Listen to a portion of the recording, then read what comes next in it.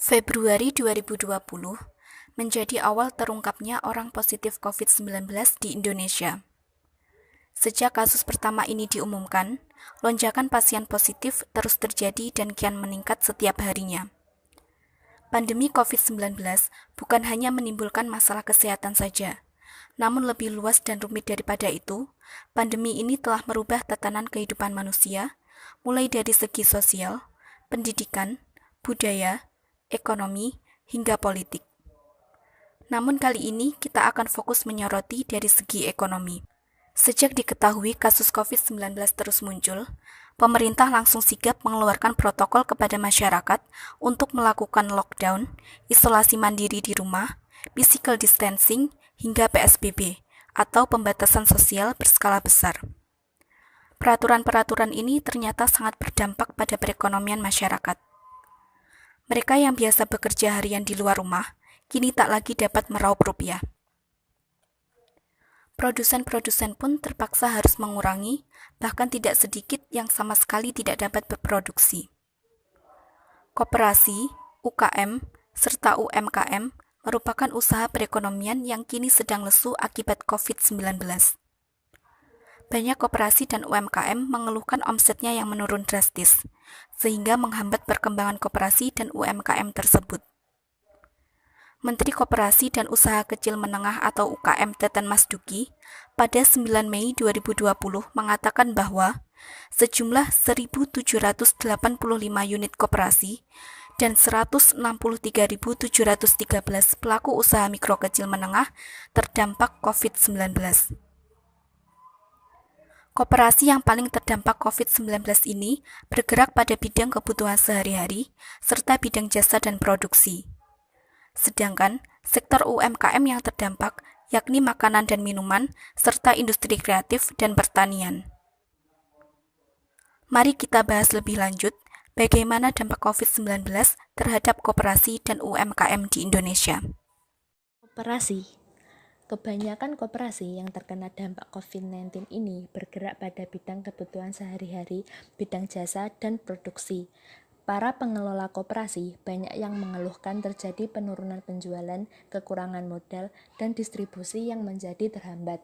Selain itu, dampak COVID-19 ini juga dirasakan oleh koperasi simpan pinjam yang mengalami kesulitan pembiayaan dan operasional, sebab para anggotanya tidak sanggup membayar cicilan dan banyak juga yang menarik simpanan di koperasi simpan pinjam. Untuk mengatasi hal itu, pemerintah akan mengucurkan bantuan likuiditas khusus kepada koperasi simpan pinjam yang mengalami kesulitan di tengah pandemi COVID-19. Koperasi ini nanti bisa mengajukan pinjaman ke Lembaga Pengelola Dana Bergulir atau LPDB KUMKM. Dan nanti LPDB bisa menggunakan jaminan perlindungan kredit Jamkrindo dan Askrindo. Namun demikian, akan ada syarat-syarat tertentu yang harus dipenuhi oleh koperasi simpan pinjam ketika mengajukan pembiayaan ke LPDB KUMKM yang merupakan BLU di bawah Kementerian Koperasi dan UKM. Selanjutnya yaitu ada UMKM. Staf khusus Menteri Koperasi dan UKM bidang pemberdayaan ekonomi kreatif, Vicky Satari mengatakan, secara umum 56% pelaku UMKM bermasalah dengan penjualan yang menurun, 22% dari sisi permodalan, 15% dari distribusi yang terhambat, kemudian 4%-nya dari kesulitan bahan baku dan lainnya masih minor. Berdasarkan data tersebut, Vicky menuturkan umumnya 87,4%-nya adalah pelaku usaha mikro. Sektor UMKM yang paling terdampak yakni di bidang makanan dan minuman, industri kreatif, dan pertanian. Salah satu contohnya kita ambil dari UMKM di Kabupaten Blitar. Setidaknya ada 23 UMKM yang tersebar di seluruh wilayah di Kabupaten Blitar saat ini beralih memproduksi masker kain. Mereka sebelumnya memproduksi berbagai macam souvenir dan pernak-pernik. Karena sepinya pasar akibat pandemi corona ini, menjadikan penggiat UMKM ini kemudian banting setir memproduksi masker kain. Kementerian Koperasi dan Usaha Mikro Kecil Menengah atau UMKM menyiapkan 6 program dalam upaya untuk melindungi UMKM karena tekanan ekonomi sebagai dampak COVID-19, yaitu diantaranya 1. Stimulus relaksasi kredit cicilan dan bunganya selama 6 bulan untuk penerima kredit usaha rakyat atau KUR, maupun juga penerima kredit ultramikro di bawah 10 juta rupiah, disalurkan lewat LPDB, PNM, Program Unit Layanan Modal Mikro atau ULAMM, Mekar, dan lewat Ventura serta melalui Pegadaian.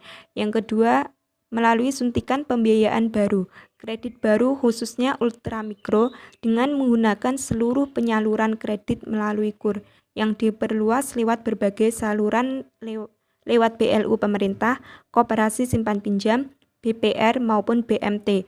Yang ketiga, melalui penghapusan pajak untuk UMKM selama 6 bulan.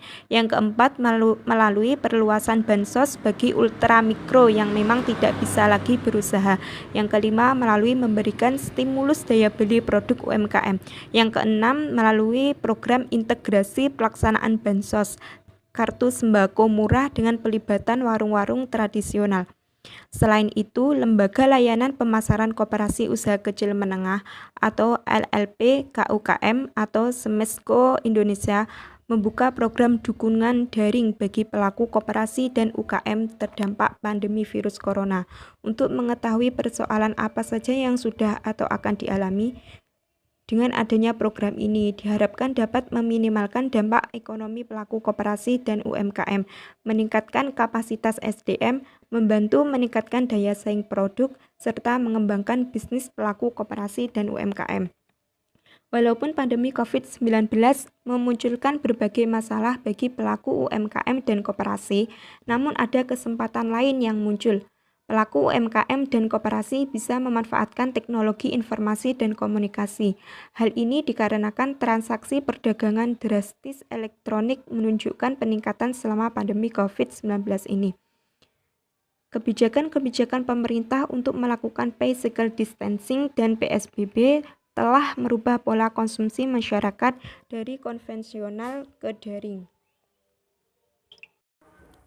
Diharapkan, solusi-solusi yang ditawarkan pemerintah tersebut mampu menguatkan usaha perekonomian negara kita di tengah pandemi COVID-19 ini. Dengan kerjasama yang baik dan solid antara pemerintah dan masyarakat, khususnya pelaku usaha perekonomian, maka keadaan ekonomi akan cepat membaik.